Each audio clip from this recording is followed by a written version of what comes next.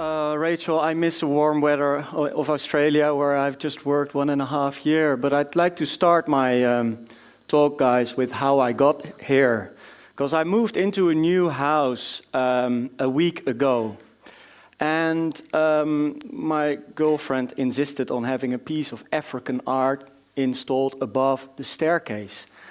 And I was just last week trying to adjust this construction and putting the last clamp on it, and it's really true when I felt my phone buzzing just before I wanted to try whether it was sturdy. And it was Hans who had probed me a little bit on this talk already.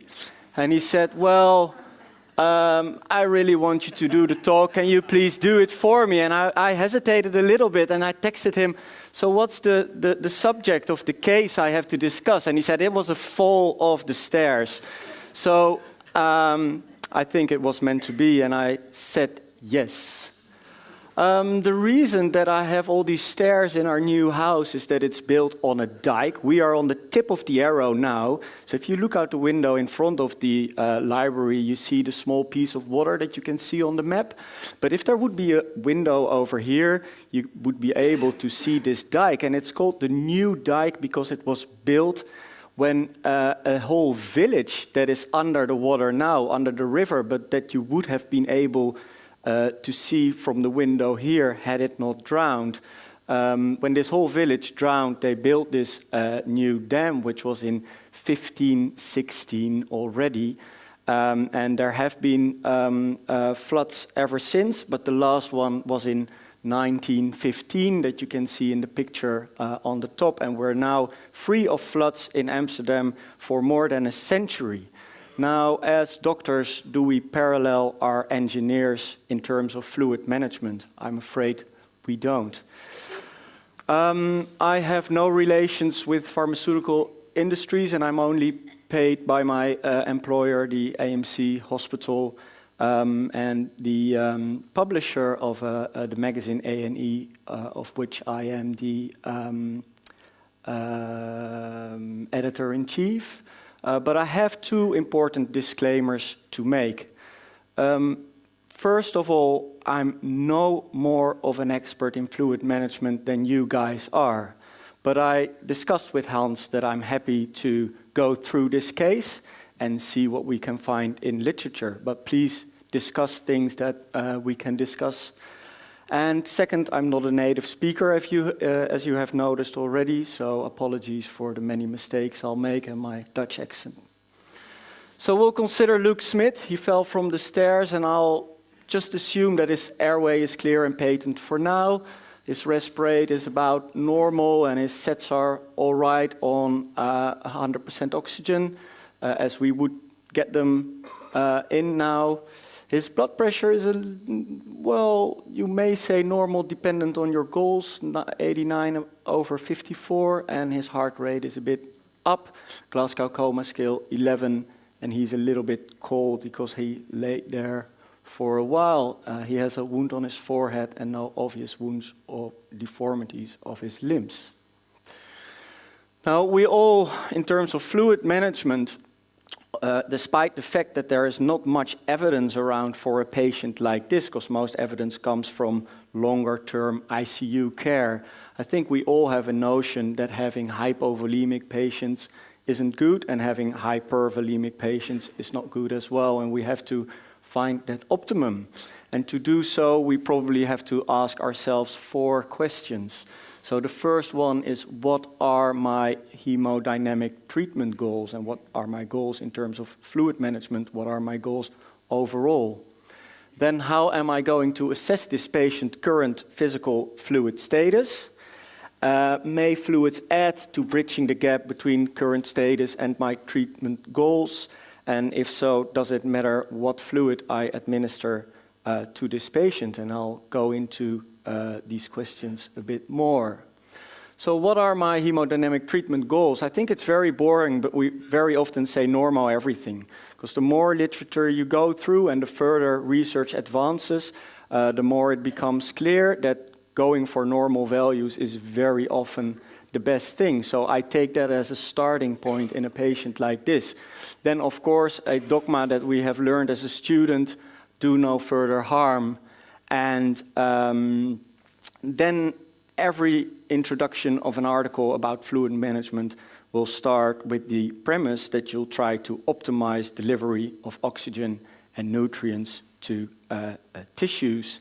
And then there may be goals that are patient-specific, such as in bleeding patients, where you may allow permissive hypertension, and such as in neurotrauma, where you want a bit more cerebral perfusion pressure. So this optimizing of delivery of oxygen, of course, is the basis of fluid management. And when we're really worried about this delivery, we call this stage shock, which is defined as a life-threatening generalized form of acute circulatory failure associated with inadequate oxygen utilization by cells. And we all know the 4 main causes of shock, which we'll try to figure out when we have a patient in shock. So oxygen delivery is a mainstay in the treatment of such patients, and oxygen delivery, just to recapitulate, is determined by the oxygen content of arterial blood times the cardiac output that carries this oxygen around. And oxygen content of blood is determined by our hemoglobin, so we'll try to optimize that, and then the saturation and the maximum amount of oxygen that can be bound to hemoglobin that we call Höfner's constant, and is 1.36 if we take milligram per deciliters. And then there is a very little bit of oxygen dissolved in plasma, so I think it's important to realize that you don't need high PaO2 to have sufficient oxygen delivery. Cardiac output is determined by heart rate and stroke volume, and our stroke volume is dependent on preload as determined by the Frank-Starling curve, contractility and afterload. So by giving fluids, we'll try to influence preload. Contractility may be influenced by giving inotropes, and afterload we try to influence by giving vasopressors. So the Frank-Starling curve describes how cardiac cells, muscle cells, will have more contractility when they are stretched up to a certain extent, and they'll do this in a healthy heart. And we'll try to determine where we are with our patient, whether preload increase and increasing ventricular and diastolic volume will improve our stroke volume. So we may say that if we're here on this curve, this patient needs fluid. Now in a normal situation, we may be more up in this graph, and I really like the quote that I just read across this morning that said, in a healthy patient, a fluid challenge doesn't lead to stroke volume, but it leads to bladder volume.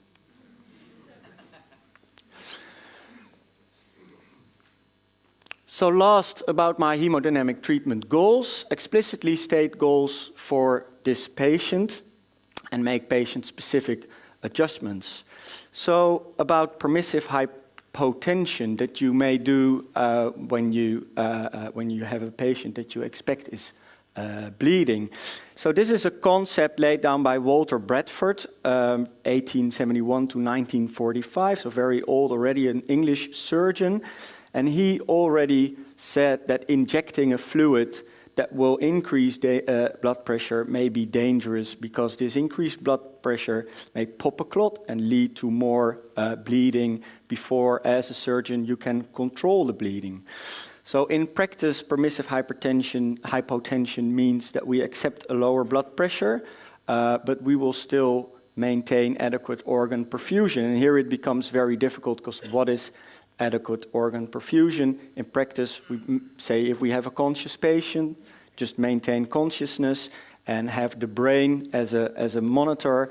And if you have not, maybe accept a systolic blood pressure of 80 or 90. But whether this is good for the kidneys, I think we actually don't know. So are there any scientific studies supporting this? There are, but I think the support is very thin. There are animal studies that compared not giving fluid therapy at all with giving normal saline, which is not normal, but we'll come to that later, but giving saline. And there they see some effect of permissive hypotension, but not in severe bleeding, which I think is logical, because if you have a really big bleed, you need some volume resuscitation. So there are human observational studies where they associate permissive hypotension with decreased mortality, and then in humans there are 3 RCTs. And these studies in humans are summarized in a beautiful meta-analysis and systematic review by Chi-Yung Wang, published 4 years ago. And at first glance, you may think it shows benefit of permissive hypotension, but what I think is really a big problem in the external validity of these studies is that they all compare a fluid restrictive regimen with a liberal fluid regimen using crystalloids and not blood. And I think we all now feel that dissolving coagulation factors by giving fluids is not a good idea in a bleeding patient, and there are no RCTs or high-quality studies that look at fluid resuscitation with blood instead of crystalloids. So I would say permissive hypotension, there is some evidence, but the evidence is thin. Then Brian Jennett, another British doctor who died this century quite recently, warned us about draining the brain, and he's not a big fan of permissive hypotension in neurotrauma because he says he has this theory, or founded this theory of the penumbra. By the way, he's also the inventor of the Glasgow coma scale. He was a neurosurgeon in Glasgow. The cerebral blood flow is normally 20% of cardiac output, which is a lot, and determined, as we all know, by mean arterial pressure minus the intracranial pressure.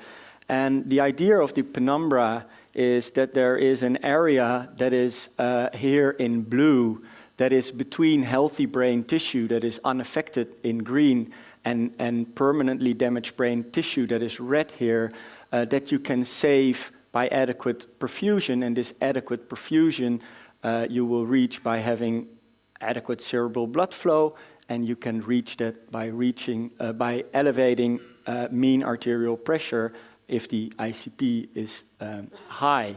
And therefore the AAGBI guidelines advise a higher systolic blood pressure of about 100 to 110 now in brain injured patient, and this is based on 2 big American cohort studies that found an association between higher blood pressure and outcome, even when corrected for severity of trauma and severity of brain damage.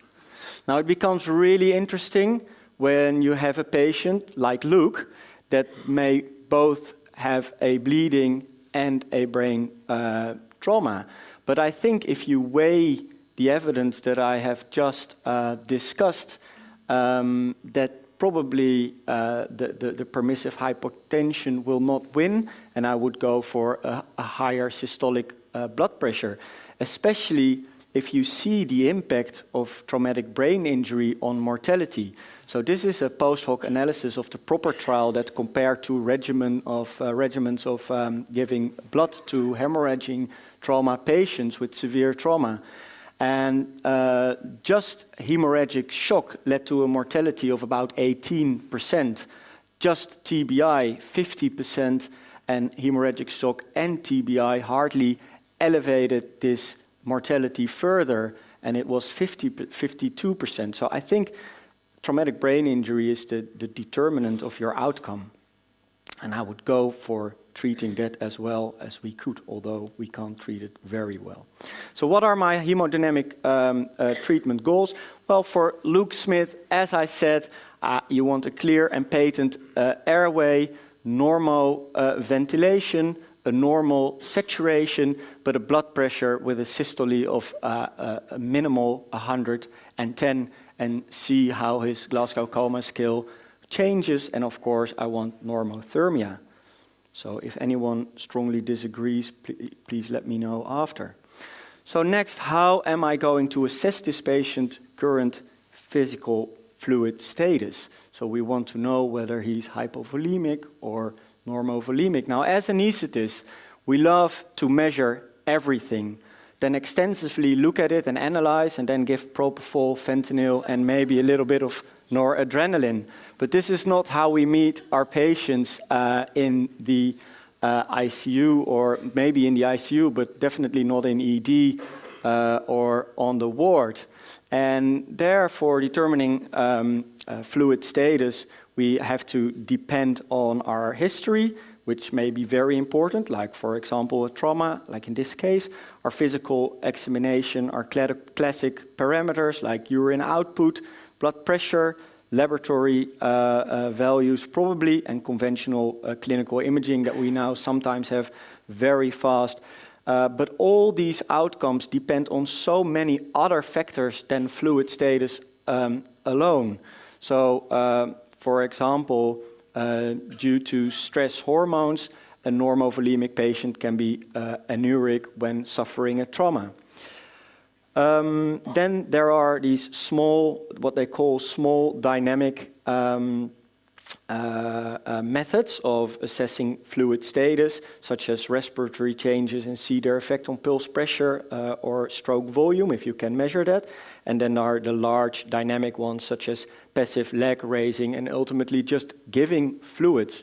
Now, the latter two do not so much predict the fluid status or assess fluid status, but more predict fluid responsiveness. So that is a bit more of a humble way of looking at it, because we actually cannot tell whether a patient is normovolemic or hypovolemic, unless in extreme cases, I think, but we may be able to tell whether a patient is fluid responsive or not.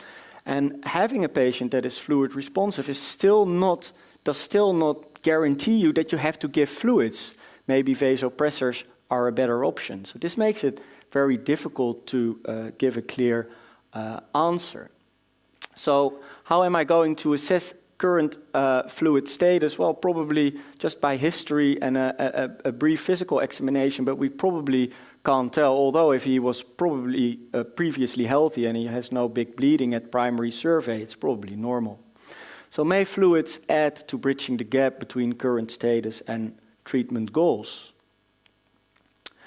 If you ask anesthetists, and they asked American and European anesthetists in 2012 what they look at determining whether you're going to give your patient a fluid bolus or not, then the most ones quoted were blood pressure, urine output, and central venous pressure. And although clinical experience, I think, has not been extensively researched, and it may be true, the other three are actually not related to fluid responsiveness.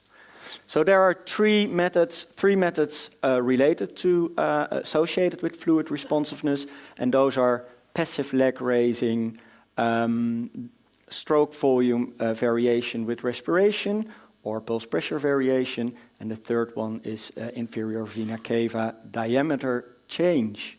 So the passive leg raising test, just raising the legs, but the passive in it is that you don't let the patient do it him or herself, and you don't touch the patient to avoid sympathetic activation, but do it as is outlined in this review published in the JAMA.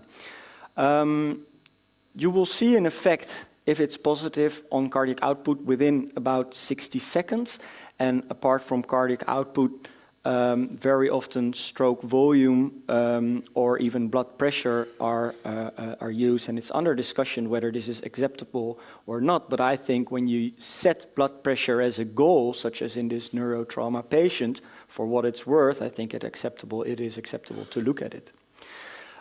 So this test, of course, has limited value in right ventricular failure because the right heart is not able to transfer the fluid, the auto bolus you give to the left heart, so it will not work in right ventricular failure.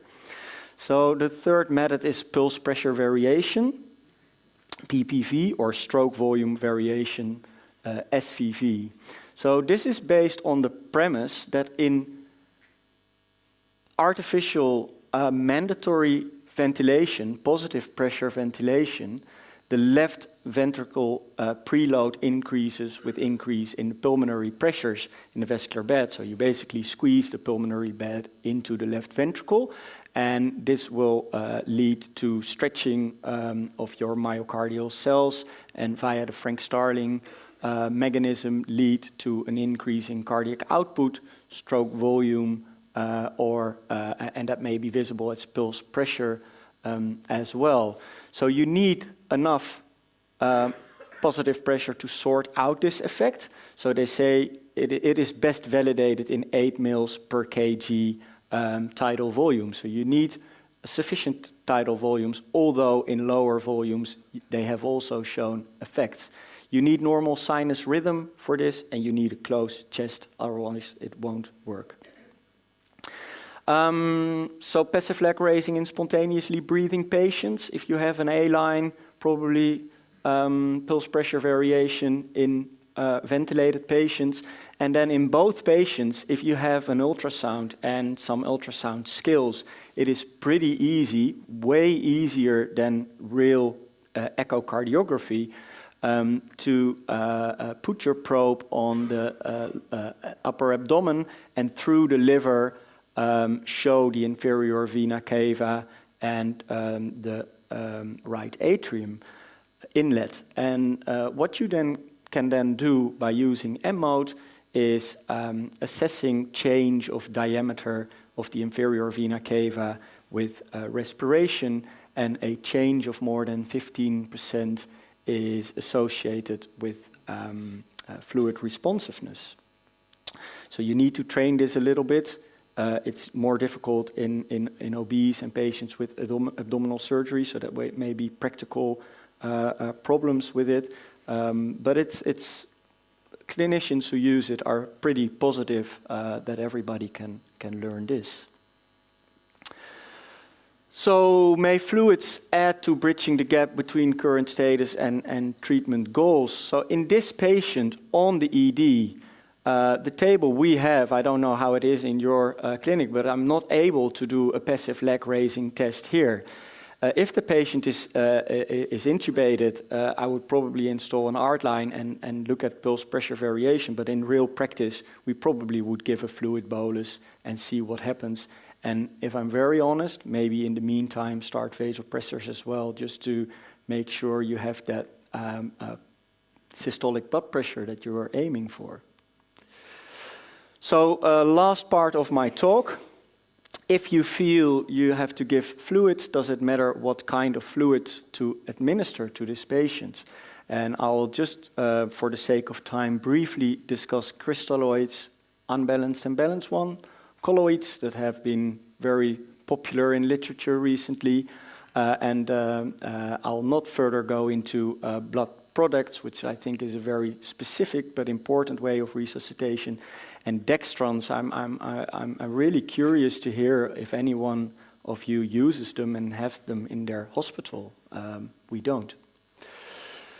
So this is an overview of the crystalloids and colloids, and it's a big slide, but what you can see if we start on the top is that the unbalanced crystalloids are unbalanced because they have a very high chloride concentration, and this high chloride concentration is associated with acidosis, and also they are hypertonic, mildly hypertonic. lactated ringer is balanced in the sense that they replaced this chloride with other buffers, such as lactate, and is thereby a little bit hypotonic, but in that sense more physiological. And then you have other balanced solutions, such as plasmalytes, that are isotonic, like we use them in our hospital. Now, I'll just briefly mention the colloids, of which the hydroxyethyl starches are related in ICU studies with renal failure and renal replacement therapy, especially in septic ICU patients. They have been evaluated in intraoperative use, and there are conflicting results. So some studies show a negative effect on the kidneys, others don't.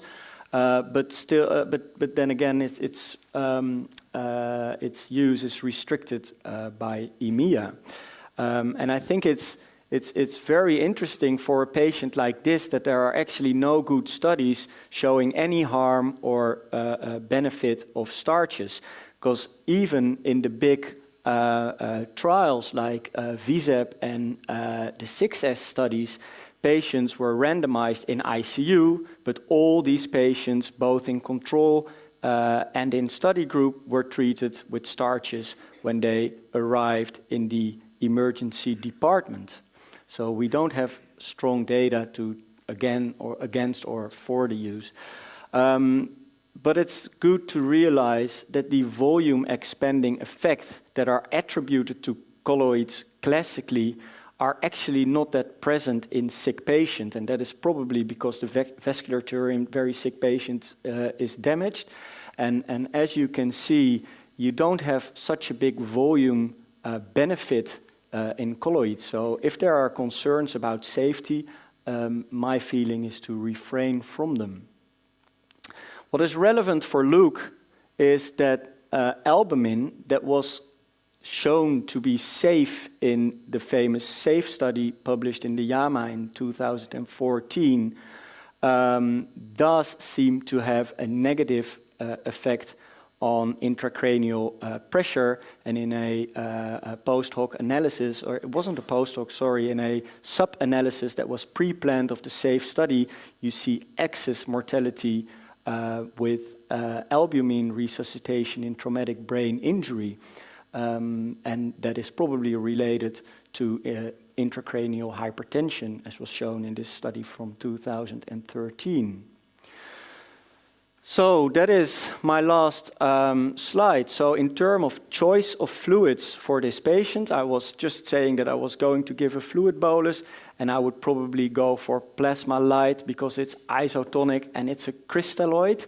I think you can very well defend to give normal saline. It's hypertonic. It may decrease cerebral edema a little bit. Some would probably even give hypertonic saline. But probably Ringer's lactate you would refrain from because it's mildly hypotonic. So this is my solution for the case, if you will.